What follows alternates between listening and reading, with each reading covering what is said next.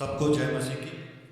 मेरा नाम रोहित है। थोड़ा ऐसा है इधर आने बस परफेक्ट। मेरा नाम रोहित है, मैं चंडीगढ़ से हूँ और मैं मसीह मंथन में 2.5 साल से जुड़ा हूँ।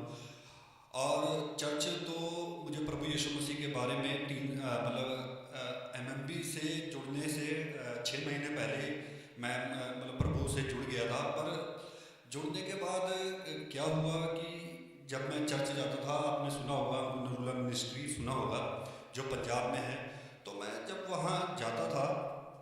जी वापस बोलिए। अंकुर नरूला मिनिस्ट्री पंजाब। आप वहाँ पे पहले जाते थे?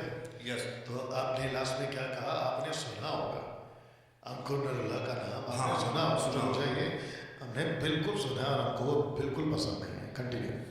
तो मैं वहाँ गया, कि थोड़ा मेरे भाई को मेडिकल इशू था, उसके बारे में मैं ज़्यादा नहीं बताना चाहूँगा। प्रभु ने भी कि ऐसा कहने का मेरे भाई के द्वारा मुझे, मैं क्योंकि मैं अन्य जाति हूँ, तो पीछे आपको पता ही है कि हिंदू में कैसे देवी देवताओं को पूजा जाता। तो मैं वहाँ से निकल कर जब कि प्रभु भी कि मेरे भाई के द्वारा मेरे को खींचना चाहता था, कि मेरे को वहाँ से निकाल कर वहाँ खींचना चाहता था। तो मैं जब पंजाब उनके चर्च में गया, तो मैं कुछ चीज़ें कि मेरे को पता लग गया कि प्रभु ही इशू है। पहले दिन ही पता लगे। पर मेरे को कुछ कि मैं सोच रहा था कि जब जाने लगा चंडीगढ़ में भी उनके जो उनसे जो सीखे थे मैं जाता था। पर मेरे को लगा कि कहीं ना कहीं ये कि मैं मेरे अंदर चाह बढ़ने लगी बाइबल को सीखने की, क्योंकि मैं प्रभु से ये जानना चाहता था कि कि मेरे को जल्दी जल्दी मैं रिकवरी कर लूँ, जल्दी जल्दी बाइबल सीख लूँ। तो मैं देखता था कि फालतू की बातें, बेमतलब वाली बातें, वचन वचन को कम महत्व, चिन्ह चमत्कार में ज़्यादा जोर दिया जाता था। और मैं देखता था कि जब वो प्रार्थना करते थे तो पहले तो ये जिबरिश सबसे बड़ा आजकल मुद्दा चल रहा है। मैं देखता था कि ये जिबरिश बेवजह की, कि मेरे अंदर मेरे को इतना पता था कि ये जो भाषा बोलते बकवास है, परमेश्वर ऐसा कुछ नहीं करता। मेरे अंदर पहले ही आ गया था, कि उतना मैं बाइबल को जानकार नहीं था, पर मुझे पता है कि जो पूरी सृष्टि को बनाने वाला ऐसी फालतू की बकवास सी भाषा का उपयोग नहीं करता हूँ।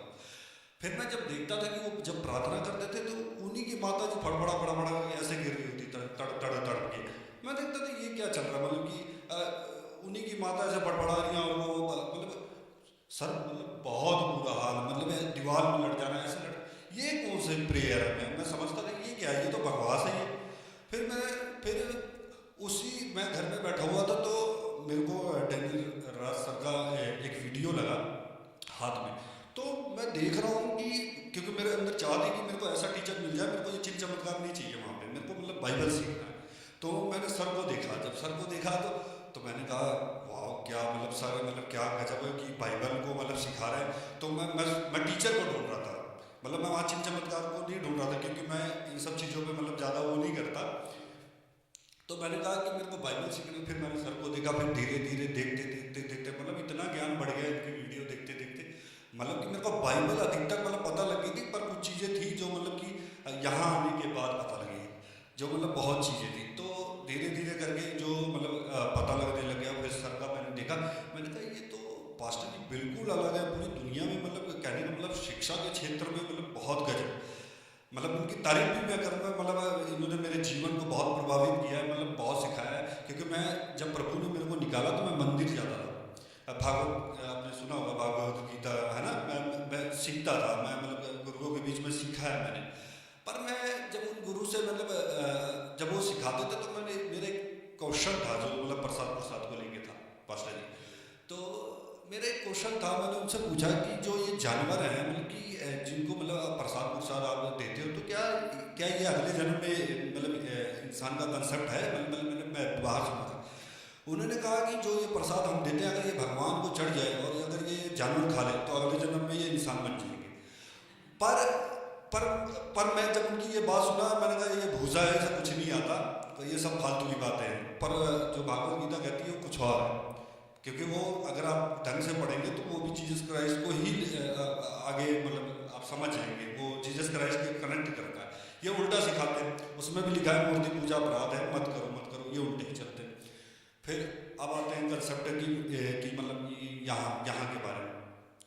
यहाँ पर आकर जो पास्टर जी ने 5 दिन में हमारा ज्ञान इतना बढ़ा दिया, लेवल बढ़ा दिया कि अलग अलग एंगल से पुराने पुराने नियम से लेकर नए नियम तक क्या गजब की टीचिंग इन्होंने दी है। मतलब कि टबरने का चलता फिरता टबरने का जो हमारे अंदर आज है पुराने नियम का, तो मतलब बहुत ज्ञान मतलब दिया कि कैसे मतलब बाइबल क्या है, फिर उसके बाद सृष्टि सृष्टि कैसे बनी, उसके बाद ट्राइयून गॉड जो लोग नहीं समझ पाते आजकल, वन गॉड वाले जेहोवा विटनेस, और उसके बाद अपना चौथा जो सिखाया इन्होंने टबरने का, वो तो गजब।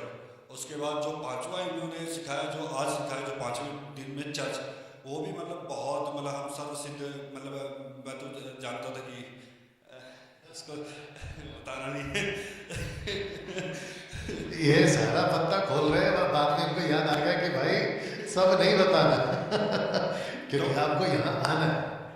तो मतलब बहुत गजब इनका लेवल तो गजब है, मतलब नॉलेज के क्षेत्र में तो बहुत गजब है। मैं इनसे बहुत सीखता हूँ और ये मतलब बहुत मतलब दूसरों को बहुत धर्मी बना रहे हैं। ये मतलब बहुत गजब टीचर हैं और नॉलेज में बहुत, क्योंकि आजकल बाहर क्या चल रहा है, भूसा वाली टीचिंग चल रही है जिसका कोई मतलब नहीं, मतलब बेअर्थ की बात है। मतलब अगर कोई सीखना भी चाहे तो उनसे कुछ नहीं सीख सकता, बस ये चिन्ह चमत्कार पे लगे हुए, और सबसे ज़्यादा जो चिन्ह चमत्कार पे है और जनता पागलों की तरह अंधाधुंध चिन्ह चमत्कार के पीछे भाग रही है, उद्धार उनका कुछ भी नहीं होगा, सिर्फ इसी में फंसे पड़े रहेंगे वो जीवन भर।